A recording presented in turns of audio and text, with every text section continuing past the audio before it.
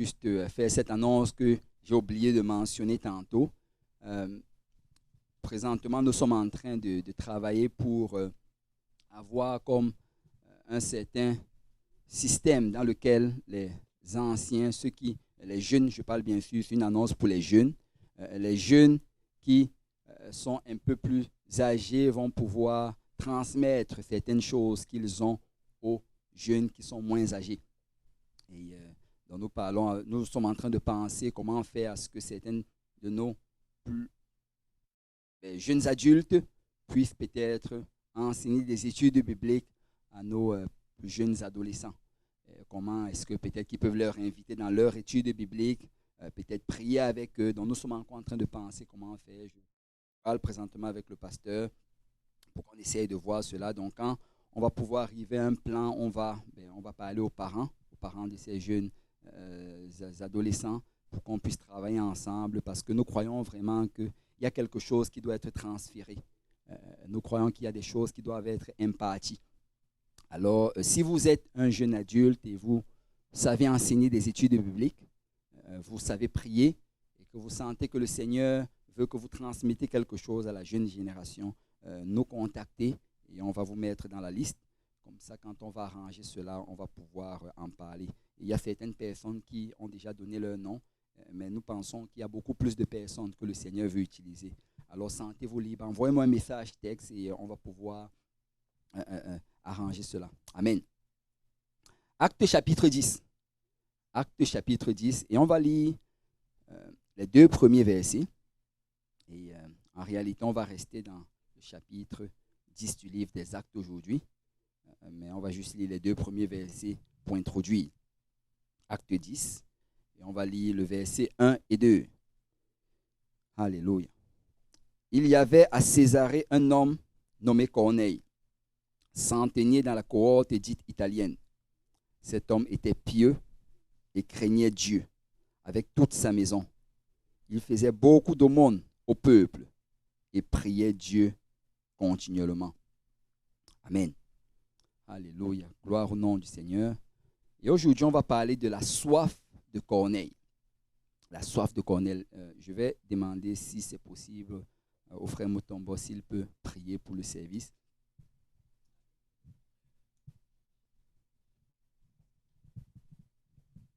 Seigneur, nous te rendons grâce, nous te remercions, Seigneur Dieu de gloire, de ta parole. Nous te rendons grâce car cette parole nous donne vie, Seigneur Jésus.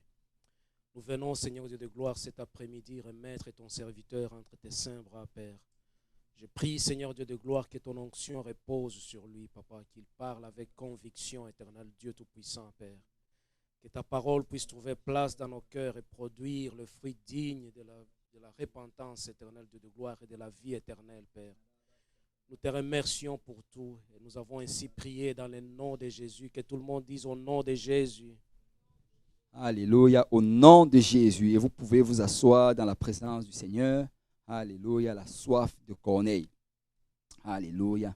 Et je rends grâce au Seigneur parce que, vous savez, nous avons été instruits avec de bons exemples, de très bons modèles. Et je bénis le Seigneur pour le frère Mutombo. Je me rappelle quand j'étais venu à l'église, il était déjà là. Et, et il était en train de travailler pour le Seigneur. Et jusqu'à aujourd'hui, il continue à travailler pour le Seigneur. Et tu réalises vraiment qu'il a, je ne sais pas comment on appelle ça, vous savez, les piles, là, Energizer. L'énergie ne finit pas. Alléluia. Et le Seigneur le fortifie. Et je rends vraiment grâce au Seigneur. C'est très bon que de voir des gens aussi fidèles et des gens qui peu importe les circonstances, enfin, tu ne vas jamais savoir si quelqu'un de pareil traverse des situations difficiles parce qu'il va venir faire sa job. Et ça, c'est un exemple que les jeunes doivent copier. Amen. Amen. Gloire au nom du Seigneur. Et je rends honneur également à mon pasteur, le pasteur Kaozi, je crois, peut-être qu'il nous écoute présentement. Et c'est vraiment un homme de Dieu et quelqu'un qui a toujours soif des choses du Seigneur. Il aurait pu juste se contenter de rester ici à Montréal et d'être le bishop, mais il a à cœur le monde. Et il veut influencer le monde francophone et Et on va parler de soif aujourd'hui. Et je veux juste qu'on réalise que ce dont on a besoin, c'est d'avoir soif. Amen. Nous devons avoir soif. Aussi longtemps que tu as soif, mais le Seigneur va créer la voie pour que tu puisses obtenir ce dont tu as besoin. Et on va parler de la soif de Corneille. Je rends grâce à Dieu également pour tous les autres hommes de Dieu. Si je commence à citer là présentement, ça va prendre tout le temps de la prédication, mais que le Seigneur vous bénisse abondamment. Merci le Seigneur pour mon épouse. Alléluia, j'allais l'oublier. Alléluia, merci le Seigneur pour mon épouse. Ça, c'est une femme de Dieu et je suis vraiment béni que de la voir. En fait, elle a ce qui me manque. Le Seigneur a mis en elle beaucoup de choses que je n'ai pas. Vous savez, souvent, quand il va arriver une situation, elle va vraiment se mettre à défendre le coupable. Et elle a cette compassion-là et cette douceur. Et souvent, je l'entends commencer à trouver les arguments pour la personne qui a fait la faute. Et je suis choqué à quel point elle peut aller dans les extrêmes pour essayer de justifier ou bien d'attirer la grâce sur quelqu'un qui s'est éloigné. Et nous avons vraiment besoin de cela. Amen. Vous savez, ça c'est une parenthèse. Pour les sœurs qui veulent se marier, une bonne femme, c'est une femme douce. Donc ça c'est peut-être si tu cherches un mari, sache que le caractère premier que tu dois chercher, c'est d'abord la douceur. La douceur avant le reste, parce qu'un frère ne veut plus une femme agressive. Amen. Je vais fermer la parenthèse. Alléluia. Et on va avancer. Gloire au nom du Seigneur. Aïe, aïe, aïe, aïe, aïe. La soif de Corneille. Dans Actes chapitre 2, verset 21, la Bible dit « Alors quiconque invoquera le nom du Seigneur sera sauvé. » Et Pierre était en train de prêcher. Il parlait des événements de la fin. Il parlait de la fin des temps. Et il dit que dans la fin des temps, quiconque invoquera le nom du Seigneur sera sauvé. Parce qu'à la fin des temps, et nous sommes à la fin, il y a cette soif, il y a ce désir, il y a comme cette atmosphère-là dans laquelle tu peux voir que des gens sont en train de chercher quelque chose. Des gens réalisent que la religion n'est pas assez. Des gens réalisent que la routine quotidienne n'est pas assez. Il manque quelque chose. Et la Bible dit que ceux qui vont invoquer le nom du Seigneur seront sauvés. Parce que nous n'allons pas être sauvés par la religion, mais nous allons être sauvés par la relation. Ça va prendre de savoir qui il est et de connaître son nom. Mais je viens dire à quelqu'un que si tu cherches le Seigneur, tu vas le trouver. Vous savez, nous sommes en train de prêcher. Nous prêchons bien sûr à l'église et nous prêchons pour tous ceux qui se connectent présentement sur YouTube, au travers du monde et qui nous écoutent. Et je viens te dire aujourd'hui de la part du Seigneur que si tu cherches Jésus, tu vas le trouver. Jérémie chapitre 29, verset 13. Vous me chercherez et vous me trouverez si vous me cherchez de tout votre cœur. Je me laisserai trouver par vous, dit l'Éternel, et je ramènerai vos captifs. Je vous rassemblerai de toutes les nations et de tous les lieux où je vous ai chassés, dit l'Éternel, et je vous ramènerai dans le lieu où je vous ai fait aller, d'où je vous ai fait aller en captivité. Qu'est-ce que le Seigneur est en train de dire? Il dit que celui qui cherche, celui qui a ce désir-là de trouver le Seigneur, celui-là qui ne veut pas juste la religion, celui-là qui ne veut pas juste être dans un groupe social où on parle de Dieu, celui-là qui veut avoir une relation sincère avec le Seigneur, s'il cherche, il va trouver parce que Dieu va se laisser trouver par lui. Il va le faire sortir de la captivité et de toute forme de lien qui l'empêche de se rapprocher du Seigneur. Et je viens me tenir devant le peuple de Dieu pour dire à quelqu'un aujourd'hui que si tu commences à lire cette Bible et que tu la lis régulièrement, peu importe la religion dans laquelle tu es né, peu importe ton pays de naissance, peu importe, alléluia, les coutumes de ta famille, si tu commences à lire cette Bible régulièrement, tu vas trouver le Seigneur Jésus-Christ parce qu'il va se laisser trouver par toi. Dans Luc chapitre 24, verset 44, puis il leur dit, Ça, c'est Jésus qui parlait à ses disciples. C'est là ce que je vous disais lorsque j'étais encore avec vous, qu'il fallait que s'accomplisse tout ce qui est écrit de moi dans la loi de Moïse et dans les prophètes et dans les psaumes. En fait, Jésus est en train de dire que dans l'Ancien Testament, la loi de Moïse, la Pentateuque, les prophètes, les psaumes, tous les livres de l'Ancien Testament parlent de Jésus-Christ. Alors, il leur ouvrit l'esprit afin qu'ils comprissent les Écritures. Il leur dit, ainsi il est écrit que le Christ souffrirait et qu'il ressusciterait des morts le 3e jour et que la repentance et le pardon des péchés seraient prêchés en son nom à toutes les nations, à commencer par Jérusalem. Parce que quand tu lis cette Bible, tu vas voir que Jésus se trouve dans chacun des livres de la Bible. Quand tu vas dans le livre de Genèse, tu peux voir un type ou un symbole du plan du salut. On te parle du père Abraham qui vient pour offrir son fils unique.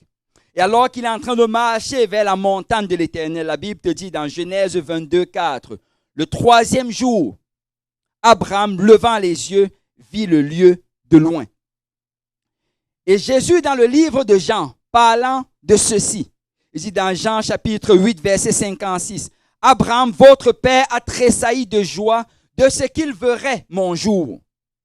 Il l'a vu et il s'est réjoui. » Alors, qu'est-ce que Abraham a vu? Abraham a vu le 3e jour. Il a vu le jour de la résurrection. Et c'est pourquoi tu vois par la suite comment quand on lui demande d'offrir son fils, Hébreux 11, verset 17 nous dit que c'est par la foi qu'Abraham offrit Isaac lorsqu'il fut mis à l'épreuve et qu'il offrit son fils unique, lui qui avait reçu les promesses. Et le verset 19, il pensait que Dieu est puissant, même pour ressusciter les morts. Aussi recouvrera-t-il par une sorte de résurrection. C'est dans cette épreuve d'Abraham, tu peux voir le plan du salut. Et Abraham a pu voir cela. Parce que quand Abraham a levé les yeux, le 3e jour, il a vu la résurrection. Lui qui n'avait jamais entendu parler de résurrection. Lui qui n'avait jamais eu la promesse de la résurrection. Mais parce qu'il a vu le 3e jour, la résurrection, il était fortifié. Il est allé pour offrir son fils. Et tu le vois encore dans la suite des événements. Parce qu'au verset 13, la Bible dit, ça c'est Genèse 22, 13. La Bible dit, Abraham leva les yeux et vit derrière lui un bélier. C'est alors qu'il était sur le point d'offrir son fils, il a vu un bélier retenu dans un buisson par les cornes. Et Abraham alla prendre le bélier et l'offrit en holocauste à la place de son fils. Donc tu vois le plan du salut ici dans le processus de substitution. Et tu vois également le plan du salut. La Bible te parle du bélier retenu par les cornes. En fait, il y avait des épines sur les cornes du bélier. Et nous savons que quand Jésus était mené pour aller sur la croix, on a mis une couronne d'épines sur sa tête. La Bible dit au verset 14, Abraham donna à ce lieu le nom de Jéhovah-Jireh. C'est pourquoi l'on dit aujourd'hui à la montagne de l'Éternel, il sera pourvu. Parce qu'à la montagne de l'Éternel, vous savez, sur le mont Golgotha, Dieu a pourvu lui-même le sacrifice pour nos péchés. Donc tu peux le voir très clairement, non seulement la substitution, mais même dans les détails de ce sacrifice, tu peux voir Jésus-Christ. Quand tu avances et tu vas dans l'histoire de Joseph, on te parle de ce jeune homme qui avait une tunique unique. On te parle de cette tunique de plusieurs couleurs, qui était différente de celle de ses frères. Et 2 Samuel 13, 18 nous parle de la tunique de plusieurs couleurs. On dit qu'elle avait une tunique, parlant de Tamar, la fille de David. Elle avait une tunique de plusieurs couleurs, car c'était le vêtement que portaient les filles du roi, aussi longtemps qu'elles étaient vierges. Dans la tunique de plusieurs couleurs, ça représentait la pureté. Et la Bible te dit que Joseph avait cette tunique de plusieurs couleurs, qu'il avait reçue de son père. Parce que Jésus n'avait pas de péché. Sa chair était pure. Et tu peux voir la typologie qui se manifeste également dans la vie de Joseph. Parce que Joseph, par la suite, a été envoyé à ses frères, comme Jésus a été envoyé à ses frères. Joseph, quand il est arrivé, ses frères ont déchiré ses vêtements, comme on a déchiré les vêtements du Seigneur. Le corps de Jésus a été également déchiré. On l'a plongé dans le sang d'un bouc. Et Judas, le frère de Joseph, l'a vendu pour des pièces d'argent. Et ensuite, tu vois comment Joseph se retrouve dans cette prison-là en Égypte. Lui qui était innocent, le voici qui est traité comme un malfaiteur. Et dans la prison, il interprète le rêve de l'échasson. Il interprète le rêve du panetier. Vous savez, le panetier, c'est celui qui faisait le pain. Et l'échasson, c'est celui-là qui faisait le vin. Et le pain, dans la parole de Dieu, va être symbolique de la chair. Quand Jésus dit, prenez le pain, coupez-le, mangez-la, en fait, il fait référence à sa chair. Il est en train de parler vraiment de se commémorer de comment sa chair a été déchirée. Mais la Bible te dit que le panetier, 3 jours après, il a été pendu au bois. Mais l'échasson, 3 jours après, il a été rétabli à sa position. Parce que la chair de Jésus a été déchirée, elle a été pendue au bois, alors que l'échasson qui représente littéralement le vin du Saint-Esprit. La Bible dit que le Seigneur Jésus est monté 3 jours au ciel et il a répandu de son esprit à ses disciples. Et quand tu étudies les Écritures, tu sais, juste, on n'a pas le temps de survoler, mais quand tu vas aller dans chacun des livres, livre après livre, tu vas voir Jésus-Christ. Tu vas voir Jésus-Christ en Moïse, qui est le libérateur de son peuple. Tu vas voir Jésus-Christ en Boaz, alléluia, qui est celui qui a le droit de rachat. Tu vas voir Jésus-Christ en David, qui est le champion de son peuple, qui combat contre le serpent ancien. Tu vas voir également Jésus-Christ en Salomon.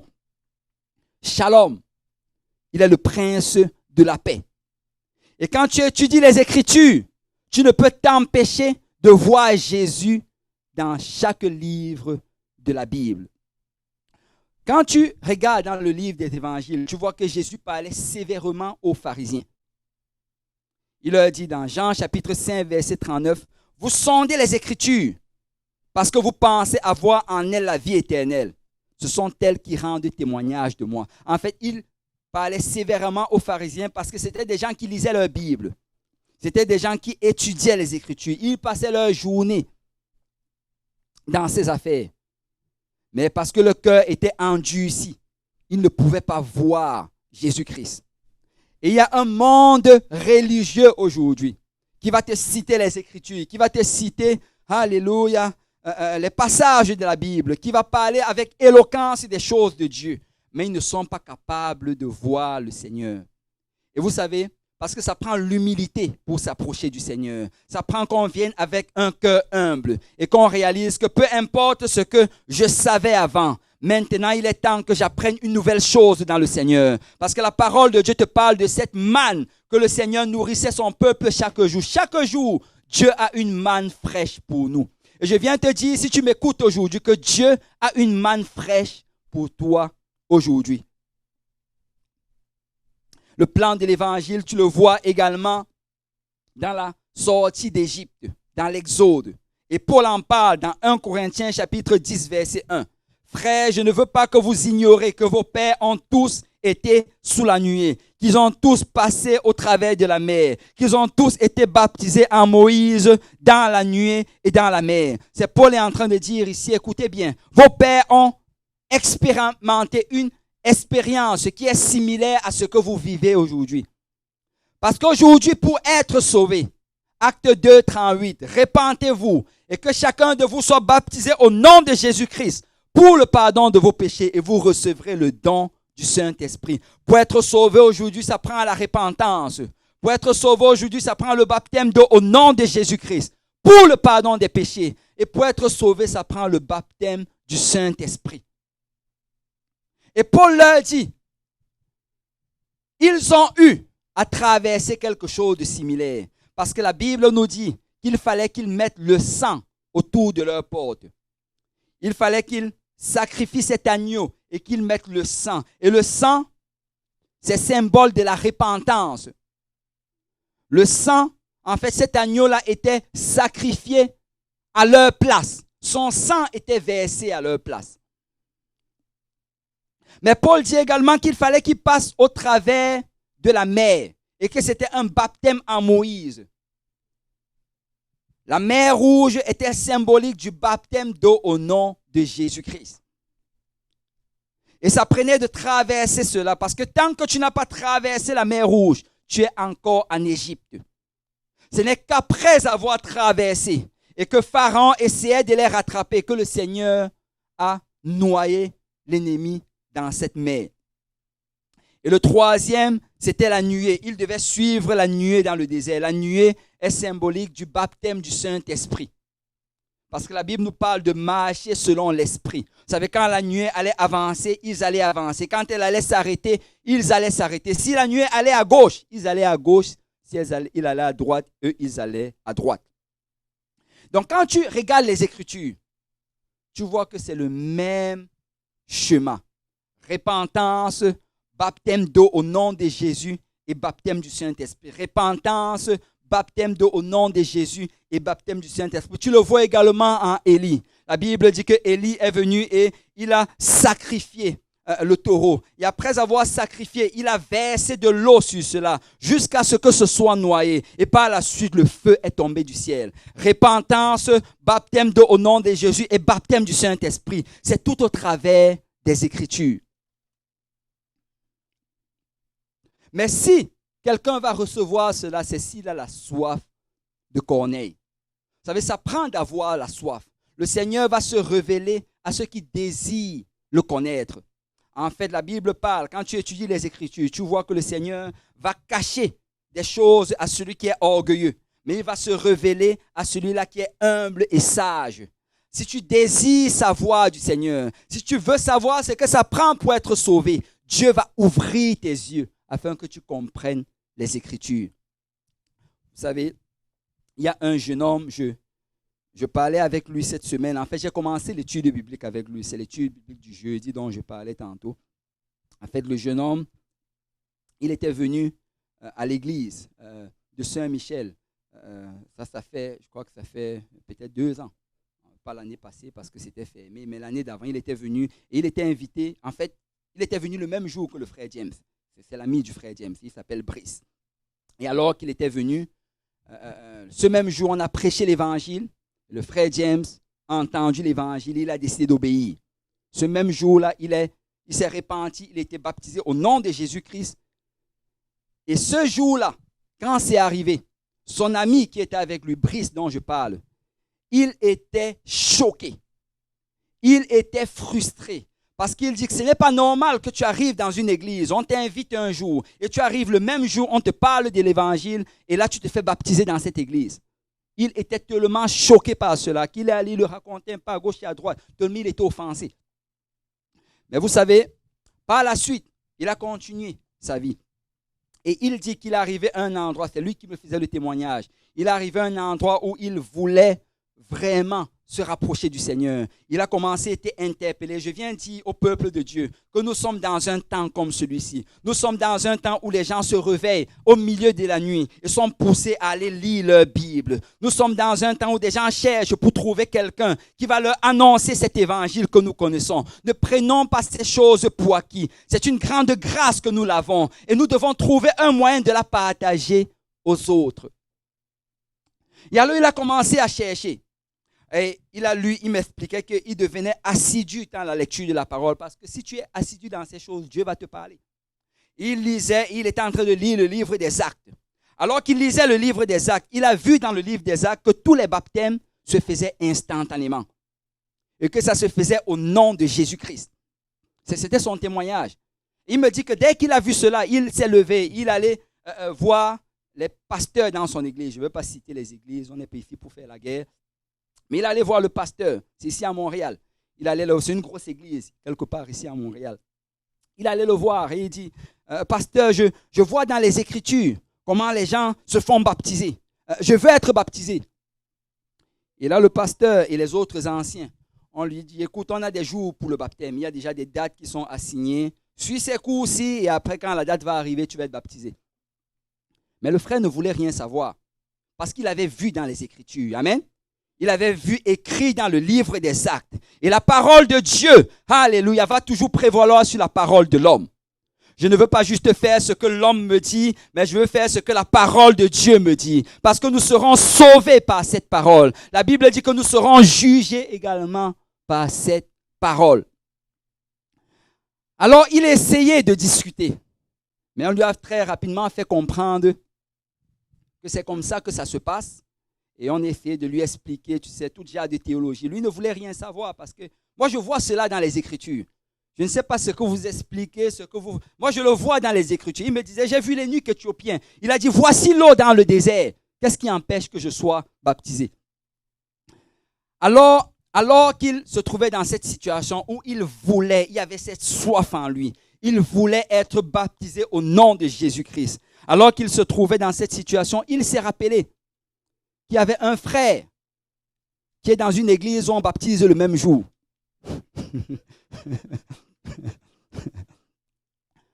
Alors il a contacté le frère. Il a dit, est-ce que dans ton église on baptise toujours le même jour? Le frère lui dit que oui. Et là, il a dit, je veux être baptisé au nom de Jésus-Christ. Je veux revêtir le nom de Jésus. Et vous savez, il est venu, on l'a baptisé au nom de Jésus-Christ pour le pardon de ses péchés. En sortant de l'eau, le Seigneur l'a rempli du don du Saint-Esprit. Parce que là où il y a la soif, le Seigneur va rencontrer. Si tu désires, le Seigneur va ouvrir tes yeux afin que tu comprennes les Écritures. Ça prend juste d'avoir la soif. Je suis en train de parler de la soif de Corneille. Je suis en train de parler de la soif de quelqu'un qui veut plus de Dieu dans sa vie. De quelqu'un qui est fatigué de la religion. De quelqu'un qui est fatigué, alléluia, de la routine de cette vie. Qui veut juste avoir une relation sincère avec le Seigneur. Et si tu as cette soif, le Seigneur va ouvrir la porte. Dans Actes chapitre 10, au verset 1, la Bible te parle de Corneille. La Bible dit qu'il y avait à Césarée un homme nommé Corneille, centenier dans la cohorte dite italienne. Corneille, c'était le premier non-juif à entrer dans l'église. Et si tu n'es pas juif, tu dois connaître l'histoire de Corneille. Si tu n'es pas juif, tu dois savoir que c'est comme ça que Corneille est entré et tu vas passer par la même porte parce qu'il n'y a pas deux chemins. Il n'y a qu'un seul chemin. Jésus dit, je suis le chemin, la vérité et la vie. Et comme il y avait une seule porte pour entrer dans le tabernacle, il y a une seule porte pour s'approcher du Seigneur. Alors prêtons attention de savoir qu'est-ce qui s'est passé avec Corneille, ce non-juif. Et la Bible te dit qu'il était un Italien. Il était un Romain. Et en plus un soldat, un centenier romain. Les Juifs en ce temps-là n'avaient pas de relation avec les Romains. En fait, les Romains les dominaient. Donc les Juifs haïssaient les Romains. Et Corneille, comme il était romain, il n'était pas parmi le favori du peuple, si on veut. Il n'était pas beaucoup aimé. Malgré le fait que c'était quelqu'un qui était pieux. Et vous savez, en ce temps-là, les Juifs même, ils avaient certaines traditions qu'ils avaient établies dans lesquelles ils refusaient d'entrer dans la maison d'un non-juif. Ils refusaient de manger avec un non-juif. Ils ne voulaient rien avoir avec eux. Donc, Corneille était dans cette situation-là où il était loin de la grâce du Seigneur. Il n'y avait personne pour lui annoncer ce qu'il devait faire pour être sauvé. Mais au verset 2, la Bible te dit que cet homme était pieux et craignait Dieu. Avec toute sa maison, il faisait beaucoup d'aumônes au peuple et priait Dieu continuellement. Vous savez, Corneille n'avait pas la vérité, mais il faisait tout ce qu'il pouvait dans la mesure de son possible pour se rapprocher du Seigneur. Il y avait une soif à l'intérieur de Corneille. Vous savez, Corneille était peut-être né dans cette famille-là où on adorait les dieux des Romains, avec les Apollons, avec les Vénus et toutes ces divinités romaines. Mais Corneille savait qu'il n'y a pas Dieu dans ses affaires. Il n'y a qu'un seul Dieu et c'est le Dieu des Juifs. Et même si personne ne venait le lui annoncer, par lui-même, il commençait à marcher dans la piété. Alors qu'il voyait les Juifs être pieux, lui aussi, il devenait pieux. Alors qu'il voyait comme il craignait Dieu, lui aussi, il craignait Dieu. Et il le faisait avec toute sa maison. Il faisait beaucoup d'aumônes au peuple. Il priait Dieu continuellement. Vous savez, ces derniers temps, si j'ai regardé beaucoup de documentaires sur les réveils apostoliques en Amérique du Nord. Ou bien même, je vais dire dans les années 1900. Et tu vois que tous les réveils ont toujours commencé avec la prière. Tout réveil commence avec la prière. Alors qu'un groupe de personnes commence à se réunir ensemble et qui commencent à prier, ils augmentent le nombre d'heures de prière. Et vous savez, en pensant cela, le temps de confinement, s'il y a quelque chose que ça a fait, c'est que ça nous a amenés à prier davantage. Ça nous a amenés à plus prier. Tu entends des groupes de prière à gauche, des groupes de prière à droite, des gens qui prient chaque jour tôt le matin, des gens qui prient tard le soir. Vous savez, moi je crois vraiment que le Seigneur va nous donner un très très grand réveil.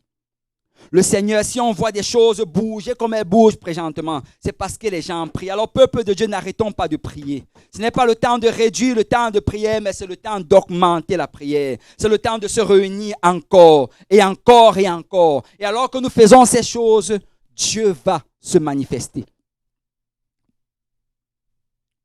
Et la Bible dit qu'il priait continuellement. Mais vers la 9e heure du jour, il vit clairement dans une vision un ange de Dieu qui entra chez lui et qui lui dit « Corneille ». Les regards fixés sur lui et saisi d'effroi, il répondit « Qu'est-ce, Seigneur ?» L'ange lui dit « Tes prières et tes aumônes sont montées devant Dieu. » Et il s'en est souvenu. « Envoie maintenant des hommes à Joppé et fais venir Simon surnommé Pierre. Il est logé chez un certain Simon corroyeur dont la maison est près de la mer. » Vous savez, dans certaines versions, il s'arrête ici. Mais dans la version originale, et si tu la regardes dans Osterwald, ce verset 6 ne s'arrête pas là. Ça dit, c'est lui qui te dira ce qu'il faut que tu fasses. Parce que Pierre devait dire ce que Corneille devait faire. Faire pourquoi? Faire pour être sauvé. Parce que peuple de Dieu, malgré le fait que Corneille était un homme pieux, il marchait dans la sanctification. Malgré le fait qu'il avait la crainte de Dieu dans son cœur, malgré le fait qu'il avait réussi à influencer toute sa maison dans les choses de Dieu et qu'il donnait beaucoup d'aumônes et que c'était un homme de prière, malgré le fait qu'il ait vu un ange dans une vision, malgré le fait que l'ange lui ait dit tes prières et tes aumônes, alléluia, ne sont pas restées juste dans ta maison, c'est arrivé jusqu'à le Seigneur et le Seigneur s'est souvenu de toi. Malgré tout cela, Corneille avait besoin d'obéir à l'évangile. Parce qu'il fallait qu'il entende la parole de l'évangile. Il fallait qu'on lui dise ce que ça prend pour être sauvé. Et l'ange ne pouvait pas lui dire cela. Vous savez, dans les Écritures, tu réalises que les anges ne prêchent pas l'évangile. Il y a des gens, souvent on va leur parler de Dieu. On va leur dire, répands-toi, sois baptisé au nom de Jésus pour le pardon de tes péchés. Et tu seras rempli du Saint-Esprit. La personne va dire, non, je veux qu'on me parle dans une vision. Si l'ange vient te voir, il va te dire de venir me voir. Il ne va pas te dire quoi faire parce que l'ange ne prêche pas l'évangile. Jésus-Christ lui-même ne prêche pas l'évangile.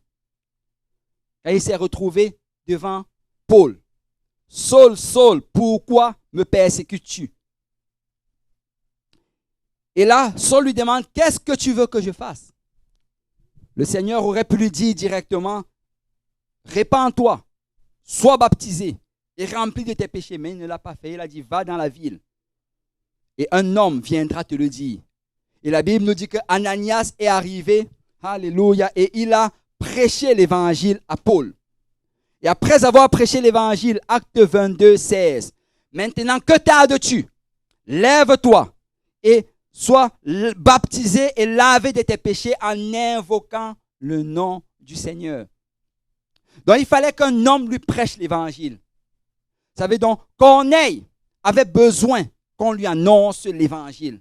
malgré sa piété, malgré ses bonnes œuvres, malgré que ce soit un homme de prière, il avait besoin de l'évangile. Parce que nous ne sommes pas sauvés par de bonnes œuvres. Nous ne sommes pas sauvés par notre piété. Nous ne sommes pas sauvés, alléluia, par quelques aumônes ou quelques bonnes choses qu'on aurait fait. Le seul moyen d'être sauvé, c'est par l'obéissance à l'évangile. C'est par la repentance. C'est par le baptême au nom de Jésus-Christ. C'est par le baptême du Saint-Esprit. Il n'y a de salut en aucun autre. Le salut se trouve dans le nom du Seigneur Jésus-Christ. Mais la Corneille donc envoie des hommes pour aller chercher Pierre. Et la Bible dit, là on ne va pas le lire juste pour gagner du temps, mais quand ils arrivent, pendant qu'ils étaient en marche, Pierre, lui, il est monté à l'étage pour aller prier dans la maison dans laquelle il se trouvait. Alors qu'il priait, le Seigneur lui fait voir une vision. Et là, une nappe descend du ciel avec des animaux que les Juifs savaient impurs. Et le Seigneur dit à Pierre, prends, tue et mange. Pierre répond, non Seigneur, je n'ai rien mangé d'impur depuis mon enfance. Et là, la natte remonte. Deuxième fois encore, la natte redescend. Et il entend la même chose. Et Pierre répond la même chose. Et la troisième fois, il entend la même chose. Et Pierre répond la même chose. Mais ce que Dieu dit à Pierre, c'est que ce que Dieu déclare pur, l'homme ne peut le déclarer impur. Et la vision de Pierre a pris tout son sens quand ses soldats sont arrivés devant sa maison et qu'on lui a fait comprendre qu'il devait venir dans la maison de ce païen du nom de Corneille. Et la Bible nous dit que quand Pierre se lève finalement et qu'il marche et qu'il arrive chez Corneille, la Bible dit que quand il arrive, il dit qu'il reconnaît que Dieu ne fait point exception de personne. Vous savez, Corneille avait une soif. Même si Pierre ne voulait pas lui prêcher l'évangile, Pierre devait lui prêcher l'évangile. Même si on pensait que la grâce n'était pas pour lui, il devait entendre ce message parce qu'il y avait une soif en lui. Je viens dire à quelqu'un, peu importe où tu te trouves, peu importe ce que tu traverses, si tu as soif, Dieu va créer la voie. Si tu as soif, Dieu va créer un chemin où il n'y a pas de chemin. Parce que Dieu rencontre la soif de son peuple. Que celui qui a soif vienne aux eaux. Et le Seigneur, alléluia, il ne va jamais ignorer un cœur assoiffé. Vous savez, il y a un jeune homme du nom de Raphaël. Et Raphaël, en fait, je parlais de lui au pasteur Kaosi. Et Raphaël, c'est un jeune homme du Sénégal qui vit à Heust. Je crois que beaucoup d'entre vous n'avez jamais entendu parler de cette ville. Moi non plus, je ne l'avais pas entendu jusqu'à ce que je parle avec lui. Et que j'aille vérifier sur Google. Et que je voie sur Google que Heust, c'est une ville dans l'Ontario, une petite ville de 5000 habitants, francophone. C'est au nord de l'Ontario. En fait, c'est comme un village gaulois. C'est au nord de l'Ontario et c'est francophone au milieu de toute cette communauté anglophone. Et en fait, ce jeune homme-là, Raphaël, et je crois que c'est son anniversaire, c'était son anniversaire aujourd'hui. Alléluia. Ben, si Raphaël nous écoute, joyeux anniversaire. Alléluia. Et Raphaël, en fait, il vient du Sénégal et il n'a pas grandi dans cette vérité. Mais alors qu'il était au Sénégal, il a commencé à chercher, il désirait connaître du Seigneur. Il désirait connaître Jésus-Christ. Et alors qu'il cherchait, qu'il lisait dans les Écritures, il a vu dans la Bible que le baptême se fait au nom de Jésus-Christ. Il a été baptisé au nom de Jésus, même si sa famille n'est pas dans cela. C'est un jeune homme. Et je vous dis que c'est vraiment des jeunes personnes que le Seigneur est en train d'élever aujourd'hui. Des jeunes gens qui pourraient être concentrés dans le sport. Et J. Péniel, réveillons-nous. J. Péniel, ne laissons pas les derniers devenir les premiers. Je ne veux pas que quelqu'un me remplace. Amen. Je veux prendre ma place et faire ce que je dois faire. Parce que laissez-moi vous dire qu'ils sont en train de pousser. Il y a beaucoup de jeunes qui sont en train de venir. Et si tu traînes beaucoup, tu vas te retrouver au dernier banc. Mais Raphaël, il lisait. Et quand il lisait, il a vu que ça devait être au nom de Jésus. Et alors, qu'est-ce qu'il a fait? Il a trouvé un endroit, il était baptisé au nom de Jésus. Il a continué ses études en continuant à servir le Seigneur avec tout ce qu'il avait, en lisant la Bible, en en vraiment plongeant ses yeux dans les Écritures. Et là, finalement, une porte s'est ouverte. Il a été invité à venir étudier dans cette école là-bas à Hearst. Et il s'est même marié. Il est marié avec une jeune dame à Hearst et ils vivent là-bas ensemble. Et quand il est arrivé, il a prêché même l'Évangile à son épouse. Et après, il a baptisé son épouse au nom de Jésus-Christ pour le pardon de ses péchés. Vous savez, il n'y avait pas d'église là-bas, mais il a baptisé. Amen. Et c'est correct. Alléluia. Et là, voilà maintenant, et eux deux, ils sont en train de servir le Seigneur. Et vous savez comment est-ce qu'il est entré en contact avec nous? À travers un frère sur Internet.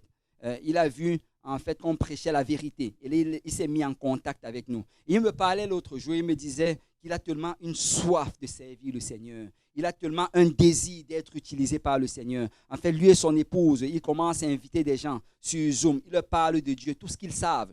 C'est tout ce qu'ils savent, ils partagent cela. Ils appellent des gens, ils font vraiment le travail pastoral. Ils appellent des gens pour essayer de les consoler, prier avec eux, les aider. Vous savez, ils ont tellement de soif pour le Seigneur. Et je crois que ce n'est pas un hasard si le Seigneur a permis à ce qu'il tombe sur nous. Il me disait qu'il y a de cela quelque temps, il était allé dans une église, dans la ville où il se trouve. Il est allé dans l'église et il a vu le pasteur. Il a dit, pasteur, je veux commencer à venir dans ton église, mais j'ai vraiment cette soif en moi, j'ai ce désir d'influencer les âmes, j'ai ce désir d'annoncer l'évangile. Permets-moi d'aller, il y a plusieurs immigrants dans la ville, permets-moi d'aller et je vais aller les inviter. Je vais les inviter et quand ils vont venir, tu vas leur prêcher l'évangile et eux, ils vont obéir, ils vont être sauvés. Le pasteur a accepté et là il est parti, il a invité des gens. Il me disait ça, j'étais presque en larmes quand j'entendais cela parce qu'il me dit qu'il a invité. Le dimanche, l'église était pleine. Les gens avaient pris off à leur travail parce qu'il y a des gens qui ont soif de Dieu. Ils avaient pris off à leur travail. Beaucoup d'immigrants, ils ont laissé leur job. Et on sait que quand tu es un immigrant, tu as besoin de cet argent. Amen. Il a laissé son job pour venir à l'église. Et quand il est venu, Raphaël m'explique que le pasteur les a invités devant. Et là, il a pris sa guitare. Il leur a demandé de chanter. Et là, pendant qu'ils chantaient, il jouait la guitare avec eux. Ils ont peut-être joué 3 chansons. Et après, quand ils ont fini, il s'est levé, il les a tous remerciés, il les a laissés partir. Et Raphaël était tellement attristé à cause de cela. Parce qu'il croyait qu'on allait leur annoncer l'évangile. Il croyait qu'on allait leur dire ce que ça prend pour que leur nom soit écrit dans le livre de vie. Parce que ça, c'est le rôle de l'Église. Amen. Ça, c'est la raison pourquoi nous sommes là. Nous ne sommes pas là pour chanter ensemble. Nous ne sommes pas là pour danser ensemble. Nous sommes là pour le salut des âmes. Et tout ce que nous faisons doit diriger dans cette direction. Qu'une autre âme soit sauvée. Qu'une autre âme soit sauvée. Ça doit être le battement du cœur de l'Église. Et il dit que par la suite, il ne s'est même pas arrêté là. Il est revenu après. Il a vu le pasteur. Il a dit, pasteur, juste donne-moi les clés de l'église. Je veux inviter ces personnes-là. Et une fois par semaine, je veux juste leur enseigner ce que j'ai de Dieu. Je veux juste les accueillir ici et leur enseigner tout ce que je connais du Seigneur. Et le pasteur a dit, non, je ne peux pas te les donner. Parce que, tu n'es pas encore, ton nom n'est pas dans le rôle de l'église. Il a dit, ok, juste laisse la porte un peu ouverte. Comme ça, je viens avec eux et quand on sort, on referme juste la porte. Et le pasteur lui a dit non. Et c'est vraiment triste. Mais moi, je crois que ce n'est pas un hasard s'il nous a rencontrés. Amen. Parce que nous allons prier pour eux. Amen. Nous allons prier pour le réveil à Hearst. Amen. Nous allons prier que le Seigneur fasse de grandes choses. Et que ce peuple francophone, ces 5000 âmes, qu'il y ait un grand réveil au milieu d'eux. Alléluia. Et que beaucoup aient leur nom écrit dans le livre de vie. Corneille avait ce désir. Et parce qu'il avait ce désir, le Seigneur l'a rencontré. Acte chapitre 10, verset 34, la Bible dit, alors Pierre, ouvrant la bouche, dit, en vérité, je reconnais que Dieu ne fait point exception de personne. Peu importe où tu te trouves, Dieu ne fait point exception de personne. Mais que en toute nation, celui qui le craint et qui pratique la justice, lui est agréable. Vous savez, Corneille avait la crainte de Dieu en lui. Et Corneille avait la soif pour pratiquer la justice. Si tu as la crainte de Dieu, et si tu as ce désir-là de marcher dans la vérité et de servir le Seigneur, selon sa justice, le Seigneur va ouvrir la porte.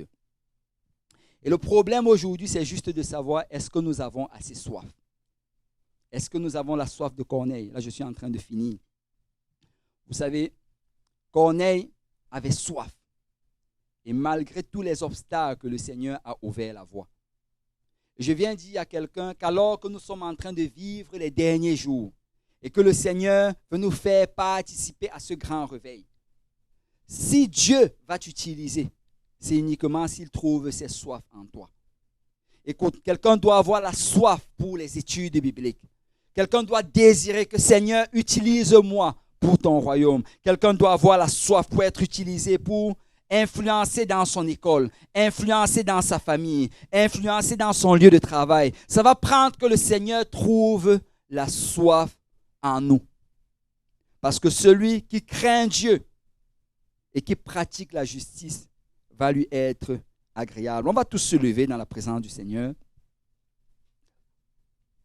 Alors que Pierre était encore en train de prononcer ces mots. Regardez, on va lire Acte 10, versets 43 à 48. On va conclure avec cela. Pierre était en train de prêcher dans la maison de Corneille. Il dit, tous les prophètes rendent de lui le témoignage. Alléluia, tous les prophètes. Et j'en ai parlé dans l'Ancien Testament, tous les prophètes rendent de Jésus-Christ le témoignage. Que quiconque croit en lui reçoit par son nom le pardon des péchés. Ce n'est pas le nom de Jésus-Christ. Il faut que le nom de Jésus soit mentionné quand on te baptise, quand on te plonge dans l'eau. Parce que la puissance est dans le nom de Jésus. Et comme Pierre prononçait encore ces mots, le Saint-Esprit descendit sur tous ceux qui écoutaient la parole. Tous les fidèles circoncis qui étaient venus avec Pierre furent étonnés de ce que le don du Saint-Esprit était aussi répandu sur les païens. C'est pour eux, ils ne croyaient pas que ça allait arriver. En fait, eux, ils pensaient que c'était juste pour les Juifs. Mais Dieu avait un peuple.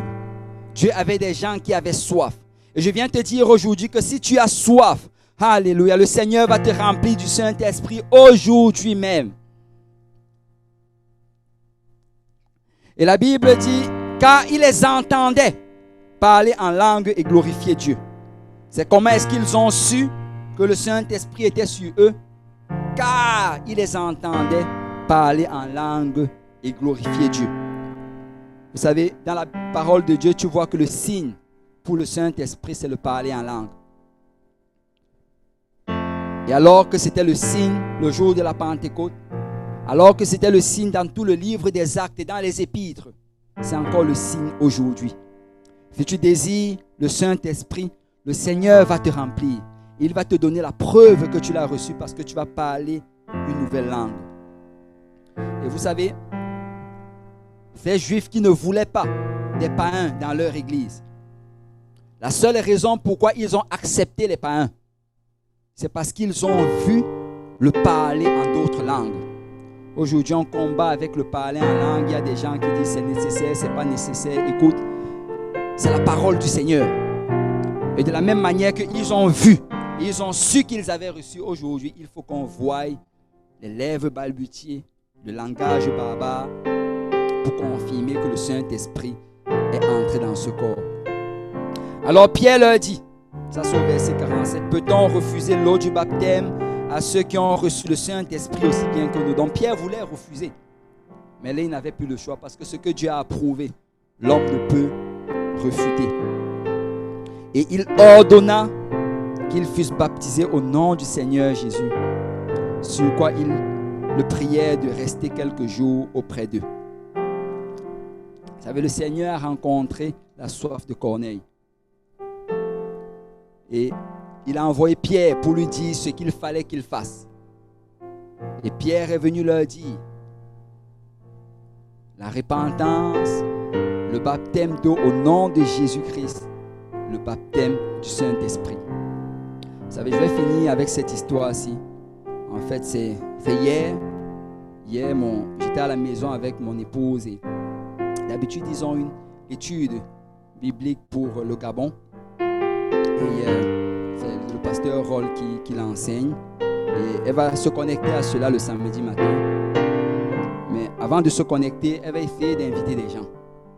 Et hier matin, en fait, elle a cherché dans WhatsApp, je crois. Et alors qu'elle cherchait, elle cherchait le nom d'une de ses tantes avec qui elle avait l'habitude de communiquer dans le passé. Et là, elle cherchait, elle est tombée sur un nom. Et elle croyait que c'était sa tante. Et là, elle a envoyé le message à sa tante. Bonsoir, tante. Bonjour, tante. Je veux juste t'inviter à cette étude biblique que nous faisons pour le Gabon. C'est sur Zoom, et ainsi de suite, et ainsi de suite. Et là, elle a reçu un message de la personne qui a reçu. La personne répondait et disait je ne suis pas telle personne. Vous vous êtes trompé. Je ne sais pas si la tante a changé de numéro ou bien. Mais quoi que je sais, c'est que elle avait ce numéro dans son téléphone. Et là, donc, la sœur Nancy dit désolé, je m'excuse vraiment de ceci. Et la personne dit que oui, pas de problème, mais est-ce que l'invitation tient quand même? Je sais, étant apostolique, quand on te pose une question pareille, il y a quelque chose qui commence à bouillir à l'intérieur de toi. Et là, elle a commencé à répondre que oui, bien sûr, voilà. Et là, la personne, oui, je vais être là. Et la personne dit qu'elle va être là et elle prend toutes les coordonnées. Et après, la personne lui envoie un message vocal. Et mon épouse me racontait le message. Et je l'ai même écouté par la suite. La personne lui disait, écoute, je m'appelle telle personne et on s'est parlé tantôt. Et je veux juste te dire que ces temps-ci, c'était difficile. Ces temps-ci, je traversais des situations et je me posais des questions. J'essayais de voir dans les Écritures, mais ils disent qu'on ne doit pas trop lire la Bible. Ils disent qu'on ne doit pas trop fouiller, sinon on va devenir fou. En fait, je ne sais pas qui dit ça, mais mon épouse m'a dit que c'est une église qui commence par C, quoi qu'il en soit.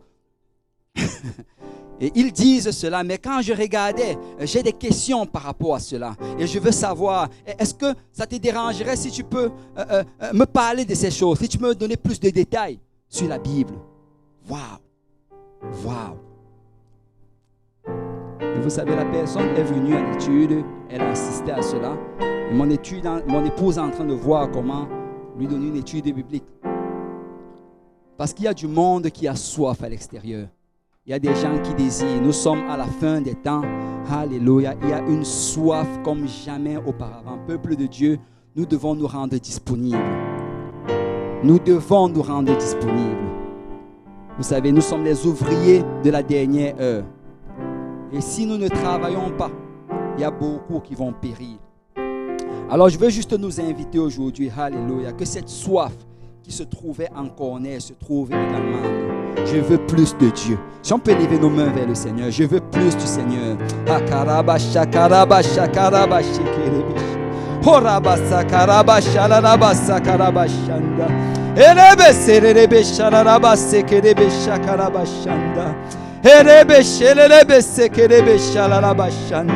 Oh Seigneur, nous voulons plus de toi, Seigneur.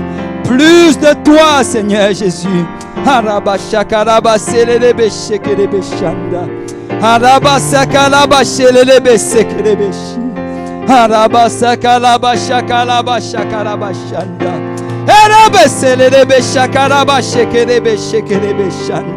Oh, plus de toi, Seigneur.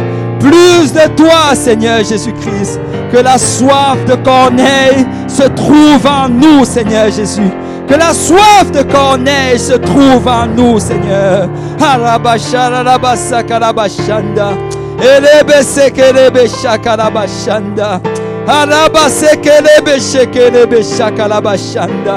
Alléluia, alléluia.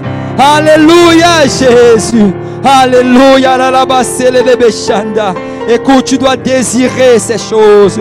Tu dois tu dois soupirer après ces choses, comme la biche soupire auprès d'un courant d'eau. Mon âme a soif de toi, Seigneur. Quand paraîtrai-je devant ta présence? Je veux plus de Jésus dans ma vie. Je veux plus de Jésus dans ma vie.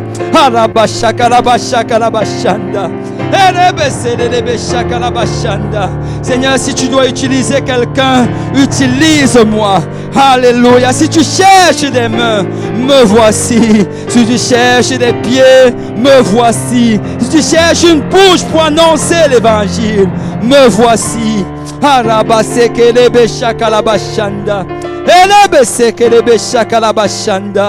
Alléluia, alléluia, alléluia. Peuple de Dieu, élevons nos voix vers le Seigneur. Quelqu'un doit dire au Seigneur, me voici. Alléluia. Quelqu'un doit dire au Seigneur, je me rends disponible. Alléluia. Seigneur, utilise-moi. Utilise-moi dans cette moisson de la fin. Alléluia. Je veux prendre part dans la moisson. Je veux être un fils qui fait honneur à son Père. Je veux être celui-là qui s'occupe des affaires de son Père. Mets la soif de Corneille en moi. Une soif pour plus. Alléluia. Une soif pour plus. Alléluia. Gloire au nom du Seigneur. Gloire au nom du Seigneur. Vous pouvez continuer à prier alors que l'équipe des chants va venir. Alléluia. Mais je veux vous inviter chez vous à faire de votre maison, alléluia, un autel. Il y a juste de vous déposer sur l'autel et dire, Seigneur, me voici. Alléluia. Me voici, Seigneur. Alléluia. Gloire au nom du Seigneur.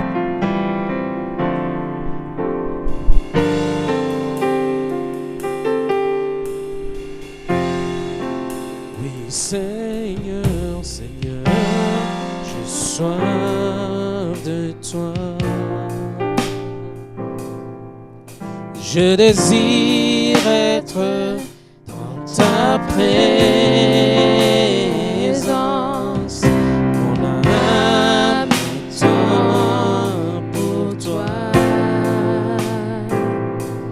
Seigneur, rapproche-moi, rapproche-moi dans la beauté de ta sainteté. Seigneur, Seigneur, j'ai soif de toi. Je désire être dans ta présence. Mon âme attend pour toi. Seigneur, rapproche-moi, rapproche-moi dans la beauté de ta sainteté. J'attendrai pour toi, ô Dieu puissant, dans la beauté de ta sainteté. Je t'adorerai, ô Dieu puissant, dans la beauté de ta sainteté. Seigneur, Seigneur, j'ai soif de toi. Je désire être dans ta présence. Mon âme attend pour toi. Seigneur, rapproche-moi, rapproche-moi dans la beauté de ta sainteté. J'attendrai pour toi, ô Dieu puissant, dans la beauté de ta sainteté. Je t'adorerai, ô Dieu puissant, dans la beauté de ta sainteté. J'attendrai pour toi, ô Dieu puissant, dans la beauté de ta sainteté. Je t'adorerai, ô Dieu puissant,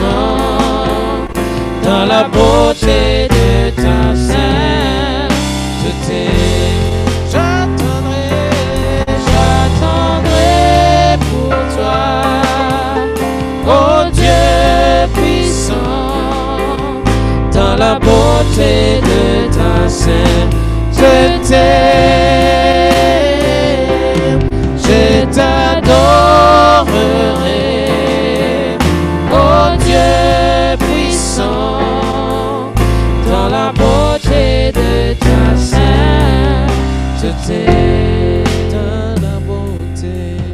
Dans la beauté de ta sainteté,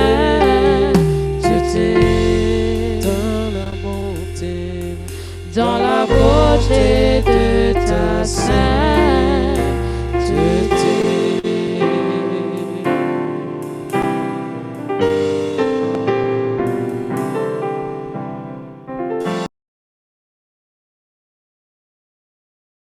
Mesdames et messieurs, c'est la fin pour ce service. Prochaine diffusion dans nos zones dans pas longtemps, j'aurai 15h45 avec l'église de Granby, le frère Vincent Auger et la sœur Alexandra Martinez. Et puis ensuite le service de l'Est avec Pasteur Abou, un prédicateur spécial. Ce soir pour l'Est, c'est sûr que ce sera un prédicateur spécial à partir de 17h30. Que Dieu vous bénisse, c'est le frère Yannick. Au revoir.